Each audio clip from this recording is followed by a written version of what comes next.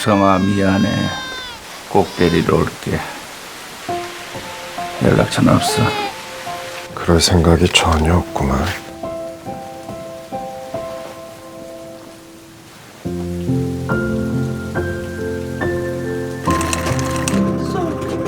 우성아, 우리랑 이제 행복해지자꾸나. 응? 내 엄마가 찾아갔다고? 유괴라뇨? 아니 무슨 말씀을 그렇게. 키워줄 부모를 찾는 거지. 선이라고 해야 되나? 선이 좋아하시네. 그냥 브로커잖아. 톡신의 오늘 소개 작품은 고레다 히로카즈 감독의 브로커입니다. 올해 칸 영화제에서 나무주연상 수상한 작품이고요. 일본 감독인 그 고레다 감독이 한국 배우를 기용해서 만든 그런 한국 영화라는 점에서 또 화제가 됐던 그런 작품입니다. 오늘도 이제 세 분이 아니라 오늘은 정지혜 평론가님이 부득이한 사정으로 못 나오시고 우리 두 분 평론가님 나오셨습니다. 안녕하십니까? 안녕하십니까? 네. 자, 그럼 첫 번째 토크 시작하도록 하겠습니다. 영화를 안 보신 분들의 이해를 돕기 위해서 간단하게 줄거리 소개하겠습니다. 그 소영이라는 뭐 어떻게 보면 이제 주인공이라고 볼 수 있는데 매춘 여성 소영이 아기 우성을 유기합니다. 이게 정우성 또 평론가님이 또 동명이인이시라서 재밌는 영화였는데 아기 우성을 유기를 하죠. 그래서 두 인신매매범 동수와 상현이 아기를 가로챕니다. 인신매매를 한 거죠. 그래서 다음날 이제 소영이 나타나고 결국 그들과 합류를 하게 돼요. 소영이 버렸다가 다시 애를 찾으러 왔다가 이제 그 인신매매범들과 같이 이제 행동을 하게 됩니다. 그들은 아기를 팔기 위해서 이제 전국에 있는 고객들을 이렇게 만나러 다니죠.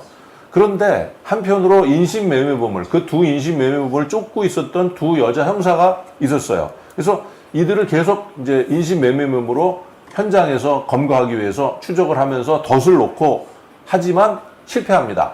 실패하고 결국 형사는 소영을 오히려 설득을 해서 자수를 하게 하고 그리고 두 인신매매범을 결국 체포하게 되는데 한 명은 이제 체포를 하게 되고 한 명은 체포하지 못하죠. 그래서 소영은 이제 그런 딜을 했기 때문에 자수를 했기 때문에 감형이 돼서 몇 년 살다 다시 출소를 했고 주유소에서 일하면서 건실하게 생을 살아간다는 이야기인데 마지막 장면에 아주 인상적인 누군가의 시점으로 보이는 어떤 과거에 찍었던 사진이 있습니다. 거기에 동수, 상현, 소영 그리고 깐난애기 우성 이렇게 아주 화목하게 웃고 있는 사진을 보여주면서 이들이 과거의 그 시절을 그리워한다라는 어떤 암시를 주면서 끝나게 됩니다. 자, 뭐 줄거리는 뭐 굉장히 그 감동적인 줄거리죠. 과거를 그리워하는 고레다 감독의 그 어떤 트레이드 마크 주제라고 볼 수 있는 유사 가족. 피는 섞이지 않았지만 가족을 이상적인 가족을 그려낸 그런 작품으로 상당히 감동적으로 보여지는데 실제로 감동적으로 보셨나요? 어떻게? 저는 조금 지루하게 봤습니다. 첫 장부터 이렇게. 물론 이제 좋은 부분도 분명히 있었지만 영화가 어떻게 보면 어느 가족처럼 그 유사 가족들이 드라마를 쌓아나가는 것이 이제 핵심이고 그리고 이 브로커에서는 인신매매범이 결국에는 자기들이 가지고 있었던 동기가 아니라 올바른 선택을 하는 그런 변화하는 과정과 선택이 중요한데 또 마찬가지로 이제 아이유 배우가 맡았던 역할이 자기가 처음에는 이렇게 선택했던 거를 나중에는 이제 자수하는 걸로 변해나가는 과정이 중요한 드라마인데 그 드라마를 방해하는 이제 추격하는 범죄 장르가 드라마를 조금 망치고 있다. 그래서 그러니까 이게 두 가지의 어떤 그런 좀 구조가 있었다고 보시는 거군요. 그런데 그게 불균형했다. 네네. 그게 자꾸 핵심이 드라마인데도 불구하고 자꾸 그 밖에 있던 추격의 이제 이야기들이 드라마를 방해해서 이 영화 자체의 전체적인 큰 그림을 망치고 있다. 일단 거기까지 하시죠, 뭐. 그리고 이제 그 더 풀어놔. 지승아 평론가님은 어떻게 뭐 펑펑 우셨어요? 어떻게? 울지는 않았고요. 일단 저도 근데 그 관객들이 굉장히 좀 감동하고 그런 분들이 있었죠, 그래도. 뭐 감동 나이 드신 분들. 이라기보다는 네. 네. 그 아침 연속곡을 보듯이 보시는 분들이 많아서 네, 네. 굉장히 흥미있게 보시는 분들의 감탄사를 네네네. 영화 보는 내내 네. 같이 경험할 수 있었는데 그거는 좀 뒤로 하고라도 네. 저는 이게 그러니까 고로에다 히로카즈 감독이 네. 자신의 장점을 잘 살린 영화이긴 한데 네네. 워낙 그 어느 가족이라고 하는 전작의 전작이 위력이 있었죠. 너무 강해서 그것과 어떤 면을 비교해 놓고 볼 땐 좀 아쉬운 부분이 분명히 보이는 영화라고 생각합니다. 네, 그렇습니까? 대체로 이제 이제 아주 좀 아쉬움이 있다. 감동적인 내용이긴 한데, 네네. 그래서 대체로 인물과 어떤 그 서사를 평을 하는 부분에서는 이 영화 사건들이 좀 자연스럽지 않고 되게 자기적이다. 네. 이런 지적들이 좀 있어요. 소영이가 그 살해한 동기라든가 당위성이라든가 네. 또 아기를 버린 행위, 네네. 버렸다가 또 다시 찾으러 오고 그러는데 동수와 또 소영이 사랑에 빠진 상황, 아, 네. 그런 부분 어떻게 보시는지 되게 좀 자기적이다 이렇게 보시는 시각이 있는 것 같아요. 저는 네. 아까 지루하다고 얘기했을 때 했던 것과 비슷한 맥락으로 드라마에서는 그래도 나쁘지 않았던 걸로 저는 생각을 하고 있습니다. 왜냐하면 네. 추적분 빼고, 네, 추적분 빼고 이제 동수랑 그다음 소영이의 사랑까지는 아니더라도 네. 두 사람이 어떻게 보면은 드라마로서는 딱 잘 짜여진 구조로 서로가 거울처럼 이렇게 마주보게 만들어 놨는데, 네. 네, 당연히 이제 동수는 자기가 이제 어머니한테서 버림받았던 기억이 있고, 네네네. 반대로 이제 소영이는? 소영 같은 경우는 이제 애를 버리게 되는 상황이 돼서 둘이 이제 서로 버림자와 버림받은 자의 그렇죠. 사랑. 네, 사랑, 사랑도 있지만 결과적으로 서로가 서로를 바라보면서 서로를 이해하는 동병상련. 그렇죠. 이해하는 과정이 되어가는 변화의 그 이야기 자체는 괜찮았던 것 같아요. 근데 네네. 이제 그거를 이제 자기들이 이제 변해 나가면서 선택하는 과정에 있어서 네.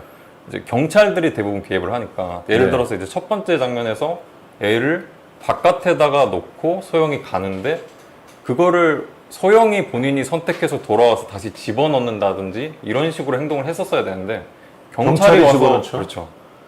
이 주인공은 소영인데 주인공이 아니라 주인공 외부에 있는 사람이 주인공의 선택을 대신해주는 방식으로 드라마를 방해하고 있는 거예요. 근데 그거 어떻게 생각하세요? 죄송합니다, 선생님. 그게 드라마상으로는 배두나 역시 극중 캐릭터 이름이 잊어먹었는데 네, 수진으로 이 수진이는 또 캐릭터가 있잖아요. 네네. 자기 캐릭터를 좀 행동한 거거든요, 그게. 네. 수진이 캐릭터로서는 당연히 뛰쳐나와가지고 넣고 싶은 거죠. 왜냐하면 그 유기 이런 거에 대해서 굉장히 증오감을 갖고 있는. 그 부분은 제가 네네. 그게 이제 그 부분이 좀 자기적일 수밖에 없는 게 이 경찰의 파트를 집어넣기 위해서 그 선택을 일부러 억지로 끼워 넣은 느낌이 강한 거예요. 아, 그렇습니까? 그렇죠. 시작할 때 어쨌든 만약에 이제 이게 그 유사 가족들만의 드라마였으면 이제 소영이 직접 그 행동을 했겠지만 어쨌든 수진이라는 경찰의 역할이 크게 비중이 들어가야 되기 때문에 수진이 그런 선택을 하게끔 하는 걸 앞에다 넣은 거죠. 억지로. 제 생각에는. 네. 억지로.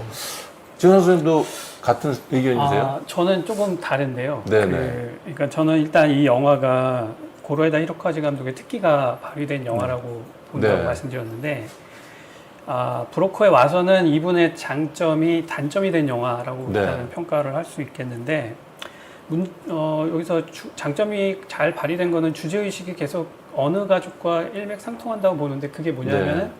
가족이 구성되기 위해서는 핏줄에 의해서냐 아니면은 어떤 자기적인 관계성. 관계 네. 아니면 자기들의 선택의 네네. 문제냐 이거를 강조를 한다고 보는데 네. 좀 전에 말했던 그런 외부적 개입 네네. 그러니까 그 아이가 그 베이비 박스에 들어가게 되는 그 자기적이라고 했던 그 네네. 부분이 사실은 이 이야기의 출발점이 될 수밖에 없는 지점이잖아요. 근데 거기서 메시지를 읽어낸다면 가족이라는 것은 그렇게 외부의 누군가의 어떤 그 개입, 외력에 의해서 이때 뭐 외력이란 말이 그래서 가족이 형성이 된다. 그렇게 생성이 되는 거라는 메시지의 출발점이라고 보면. 근데 제가 여기서 또 짚고 넘어가신 게 왜 그 이지은은 왜 안에다 넣지를 않고 왜 밖에다가 넣었을까요? 밖에다 넣으면 죽거든요, 사실 애가.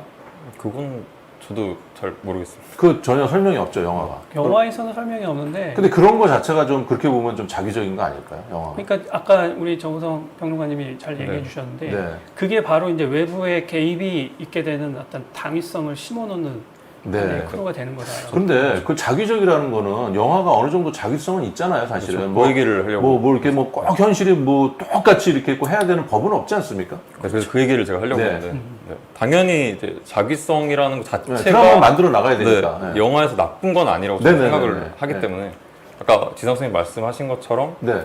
이제 그 배두나도 어떻게 보면은 애를 낳지 않고 그렇죠. 이게 경찰로서 살아가는데 마지막에 보면 네. 막 해변가에서 남편하고 막 놀고 하는 장면이 자기의 애는 아니지만 있잖아요. 네네. 그리고 자기가 일종의 브로커로서 유사 가족을 만들어줬던 그 가족과 어떻게 보면 다른 가족이 되는 거죠. 네. 그 배두나 역할도. 네네. 근데 제 생각에는 오히려 이 핵심이 되는 이 소영 그다음에 동수 상현 요 가족들에 집중하지 않고 배두나까지 덧붙여서 뭔가 더 큰 그림을 그리려다가 무너져 버렸다고 저는. 무너졌을까요? 아니면 그게 또 외연을 또 확장? 왜냐하면 아까 뭐 예를 들어 자수한다는 것도 어떻게 네네. 보면은 드라마에서 주인공이 가지고 있는 가장 큰 결정인데 네네. 주인공이 스스로 결정을 해야지 외부에서 그걸 결정을 해줘 버리니까 네. 그 자체가. 두 주인공한테 이입이 좀 덜 되는 거죠. 혹은 이입이 됐다 하더라도 그게 좀 더 자기적으로 느껴지고 이게 영화의 감흥이 좀 떨어질 수밖에 네. 없는 거죠. 산만해지고. 그 나중에 이제 저희가 뭐 다른 파트에서 아마 얘기를 할 예정인데 어느 가족과는 그런 점에서 상당히 많이 비교가 되는 것 같아요. 네. 그러니까 이제 그 논쟁이 좀 있을 것 같아요. 그러니까 이게 굉장히 자기적인 부분은 있는데 그래서 지성학 선생님 말씀대로 결국 유사가족 테마를 하기 위해서 불가피한 개입적인 드라마를 만드는 것이다라고 좋게 볼 수도 있는 것이고 그러나 어느 가족 같은 경우는 이제 그런데 어느 가족하고 비교할 때 그럼에도 불구하고 그러면은 이 유사 가족이 됐던 피를 나누지 않은 이 서로 이질인자들이 어떤 자발성을 그러면 가지고 가족이 될 수 있느냐 하는 자발성 부분은 어떻게 봐야 되냐. 그럼 남이 짝지어주면 게 가족이 되냐. 네. 뭐 이런 논쟁을 할 수 있을 것 같아요. 그 부분이 그러니까 고로에다 이르카주 감독의 문제의식이라고 보는데요. 네네네. 그러니까 어느 가족을 보게 되면 그런 식의 어떤 그 자발성의 문제가 자발성, 네. 사실은 사기를 치거나 거짓말을 했기 때문에 맺어진 거라고 영화적으로는 표현을 하지만 그 관계 속에서 사람들이 진정한 가족 관계란 무엇이냐라는 것을 깨달아 나가는데 어떤 그 가족이란 뭐냐는 진리에는 이르렀지만 그들이 말로서만 표현하지 못하는 그 어느 가족 얘기 자꾸 해서 그렇습니다만 네, 뭐 너무 많이 하지는 마시죠. 다음에 하려고 하니까. 다큐멘터리적인 것처럼 이렇게 1인칭으로 네네. 취조하듯이 하는 장면이 있는데 그때 모든 그 피의자로 잡혔던 그 사람들 주인공 등장인물들이 네. 명확한 답을 내리지 못하거든요. 네. 자기 스스로 질문을 던질 뿐이지. 그렇죠, 그렇죠. 그것과 맥락이 좀 같다고 봅니다. 네. 뭐 자연스럽게 사실은 어느 가족 얘기를 할 수밖에 없지만 그거는 조금 참고 우리가 일단 일부에서는 좀 이게 자기적이다라는 어떤 부분에 대해서 좀 그런 평들이 많은데 그런 거에 대해서 조금 토론을 더 해보려고 합니다. 사실은 어느 정도 영화라는 드라마는 자기성이 있는 거죠. 그렇죠. 사실은 뭐 그냥 다큐멘터리가 될 수는 없으니까. 그런데 왜 그렇게 평론가들이 자기적이다라고 좀 비평을 하는지 이제 그걸 가지고 논의할 건데 그러니까 특히 이런 부분 많이 있죠. 인신매매범 상현이가 이제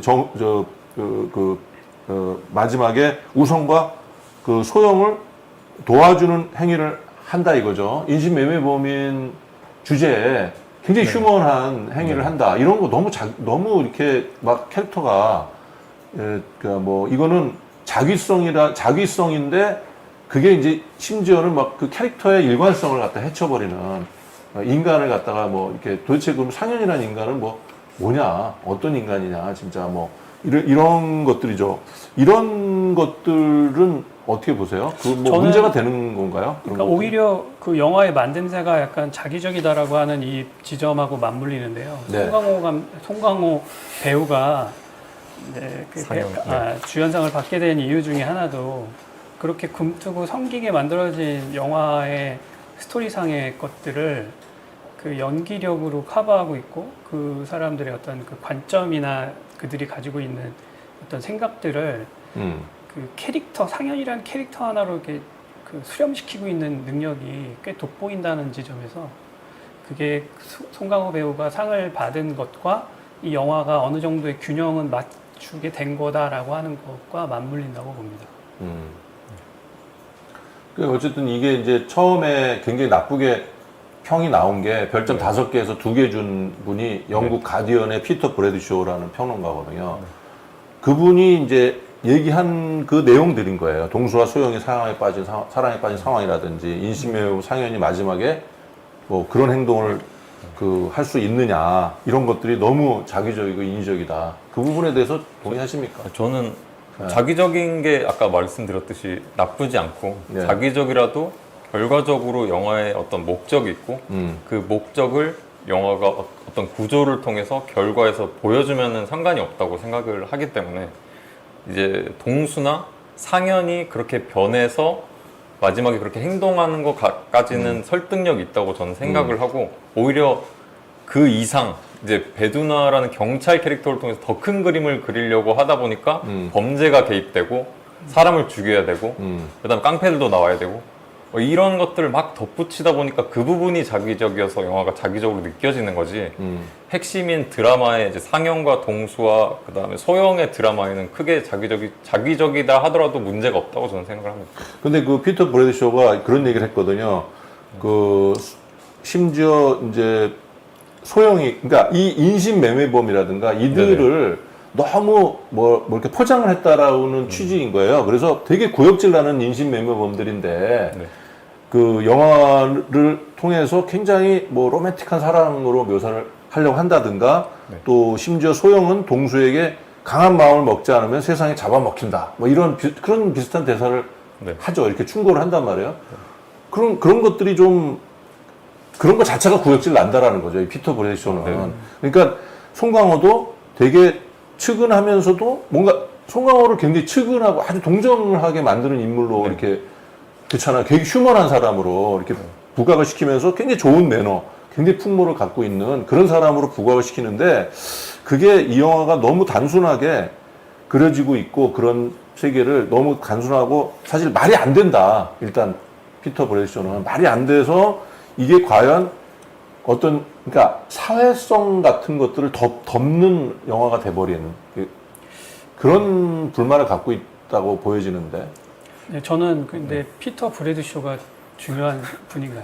아니 그러니까 저도 왜 그러냐면 우리나라에서 이거를 그 텔레그래프하고 가디언에서 나온 5개 중에서 별표 2개를 넣은 거를 전부 받아가지고 한국 언론이 이 고레다 이 브로커에 대한 평을 되게 나쁘게 썼어요. 연합신문이라든가 대표적으로 그러면서 그걸 그대로 인용하면서 그래서 제가 다시 한번 두 평론가님은 어떻게 그 평에 대해서 받아들이시는지. 피터 브래드쇼라는 분을 제가 모르지만 가디언. 네, 영화랑 현실을 조금 구분을 못 하시는 게 아닌가. 영화는 대부분 그분을 좀 비평해야겠네요. 네, 범죄를 저지르는 것까지는 아니더라도 최소한 범죄도시 2만 봐도 폭력을 관객들은 즐기고 어떻게 보면 사적 폭력이고 어느 정도의 동기는 있지만 그 영화 같은 경우도 관객들이 폭력에 동의를 하게끔 만드는 영화거든요. 그렇다고 그 영화가 나쁜 것도 아니고 그 영화를 봤다고 해서 우리가 사적 폭력을 하는 것도 아니기 때문에 이 영화 안에서 이 인신매매범들이 갖고 있는 어떤 양가적인 삶의 모습을 보여준다는 것 자체가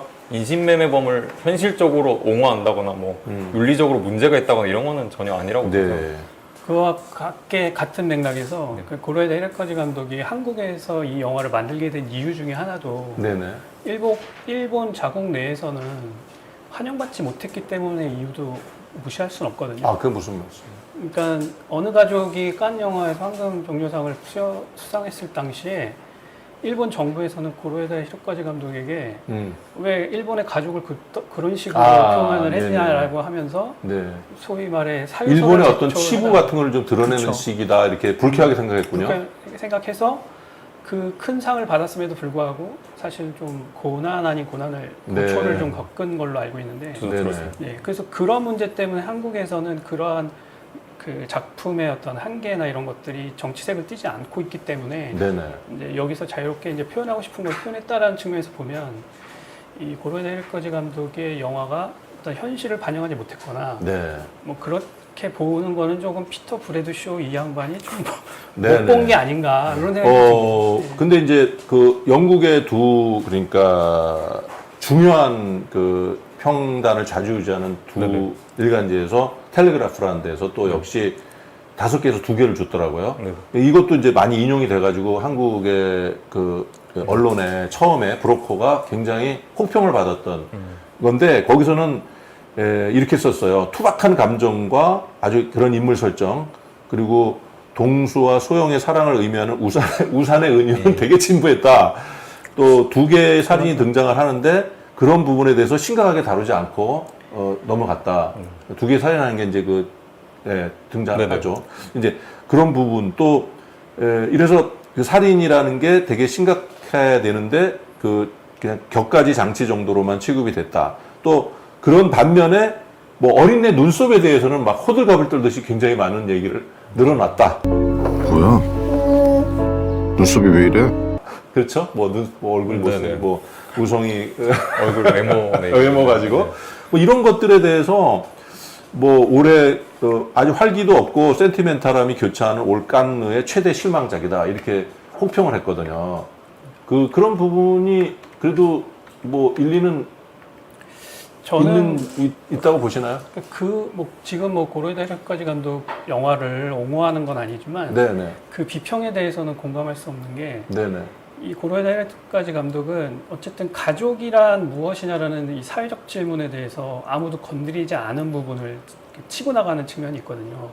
그게 뭐냐면 비평적으로 가족이라면은 뭐 성이 같아야 되고 핏줄 나눠야 되고 이거에 대해서 정확하게 반박하고 있는 지점에 있는 분이기 때문에 네. 그걸 표현하기 위한 영화적 재현에 그런 보편적인 가족은 혈연으로 맺어져야 된다는 관점으로 잣대를 들이대는 것 자체만으로 이 영화를 완전히 오독하고 있다 이렇게 볼 수밖에 없죠. 네, 좋은 말씀하셨는데 이 두 분이 굉장히 호평을 했고 그랬는데 그 안에서 지금 이런 디테일한 이런 것들을 지적을 많이 하는데 결국은 지금 지승학 평론가님 말씀하시는 일관된 어떤 주제에 대한 어떤 이런 부분에 대해서는 크게 언급이 없는 거예요. 그러니까 사실 핵심은 놓치고 있으면서 근데 우리 평론가, 우리 한국영화평론가협회 이 두 분께서는 어떤 시각을 갖고 계시냐면 분명히 이 영화를 그렇게 지지하지는 않음에도 불구하고 고레다 감독이 갖고 있는 그러니까 고레다의 그 과거 작품이나에 비하면은 이거는 좀 문제가 있다고 보지만 그러나 기본적으로는 고레다 감독이 했던 성취해냈던 또 부분에 대해서는 굉장히 또 칭찬해줘야 된다. 이런 부분을 얘기하는데 이 영화는 이 두 분은 이제 그렇게 안 했거든요. 그런 부분에 대해서는 거의 언급이 없는 거예요. 유사 가족에 대한 어떤 이런 부분에 대한 거는 그냥 뭐 그거 연장이다 이렇게만 얘기를 하는데 피터 브래드쇼 가디언에서는 뭐 고레다 감독이 완전히 실수를 했다.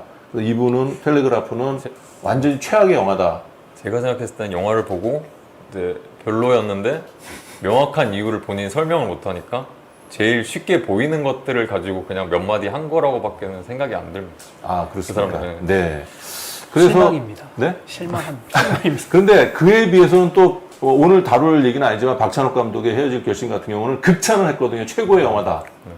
근데 저는 사실 그런 부분에서 좀 특히 가디언의 이 평론가 부분에 특히 영국 평론가들의 약간 좀 뭐랄까 박찬욱 편향성 예를 들면 박찬욱 감독이 영국에서 드라마를 찍었다든가 뭐 굉장히 그 좀 상반되는 것 같아요. 그런 시각이 있는 것 같아요. 약간 뭐 그거는 저의 이제 주관적인 얘기인데 자 그러면 뭐 이 서사나 인물 이런 부분에 대해서 좀 얘기를 했는데 조금 더 하실 말씀이 있으신가요? 저는 이제 그런 맥락에서 하나만 더 짚고 넘어가고 싶은 게 그러니까 여기서 고로엔 에르꺼지 감독은 사실 다큐멘터리적인 문법을 사용하는 영화 감독이라고 생각이 되는데 다큐멘터리는 사실 이제 실존 인물과 그거에 직면한 인물들을 실제로 데려다가 하는 문법이 있으므로 사실 영화에서는 배우라고 하는 이름값이 있는 인물들이 등장하지만 고레다 히로카즈 감독은 이제 다큐멘터리 문법을 차용하면서 등장인물의 익명성에 대한 것도 강조한다. 익명성을 강조하는 측면도 있다고 보는데 네. 그런 차원에서 뭐 우리 이후에 얘기하게 될 것이지만 스타 배우를 기용한 부분에 있어서는 저는 약간 좀 의구심이 그거는 많습니다. 저희가 이제 좀 길게 얘기를 할 예정입니다. 사실 스타 배우들이 스타가 뭐 한두 명이 아니라 굉장히 많은 스타들이 뭐 4명? 뭐 배두나까지 하면 4명? 그 조연 배우들도 엄청 유명한 그 굉장히 뭐 아주 그 호화로운 캐스팅이었는데 그거에 대해서 하실 말씀이 많은 거죠. 예, 그거에 대한 익명성이 오히려 강조됐어야 되지 않는가 하는 약간의 아쉬움이 있습니다. 정우성 평론가님은 더 덧붙이실 말씀 있으신가요? 서사나 인물에 원래 대해서? 없었는데 말씀해주신 것에서 덧붙이면은 제가 뭐 고레다 감독 영화를 많이 본 게 아니어서 몇 개만 봤을 때는 조금 다른 전작들은 리얼리틱한 영화들이었는데 브로커는 조금 더 극적인 구조의 영화이기 때문에 본인이 잘 하던 게 아니어서 조금 이런 것도 그러니까 지루한 부분이 있지 않았나 하는 거죠. 사실 오늘 그 브로커는 그래서 충분히 논쟁거리가 많은 영화라는 생각이 들어요. 고레다 히로 감독이 왜 이번 영화를 이런 식으로 만들었을까 이런 부분에 대해서 굉장히 의문이 많기 때문에 그렇죠. 굉장히 다르죠. 그 전 영화들하고 그런 여러 가지 점에서 그래서 상당히 좀 쟁점이 많을 것 같습니다. 그리고 제가 또 재밌는 게 뭐냐면은 영화 배우 정우성, 그다음에 영화 평론가 정우성, 그다음에 정신자인지는 모르겠습니다만 영화에 나오는 우성이 이게 어머님 성을 따르면 이제 문우성입니까? 그래서 너무 재밌었습니다. 보는 내내. 자, 그럼 오늘 이상으로 첫 번째 토크인 그 서사, 인물에 대해서 간단하게 토론을 해봤고요. 다음 토크 주제는 말 그대로 주제에 대해서 우리가 유사가족 주제에 대해서 얘기를 했는데 바로 그 영국 평론가들이 놓쳤던 굉장히 중요한 어떤 쟁점인 유사가족 주제에 대해서 좀 얘기를 하려고 합니다. 그래서 다음 시간 기대해 주시고요. 오늘 토크는 여기서 마치도록 하겠습니다. 출연해 주신 평론가님들 수고하셨습니다. 시청자 여러분들 다음 토크에서 뵙겠습니다. 다음 시간까지 안녕히 계십시오. 구독, 신청, 좋아요 꼭꼭 눌러주세요.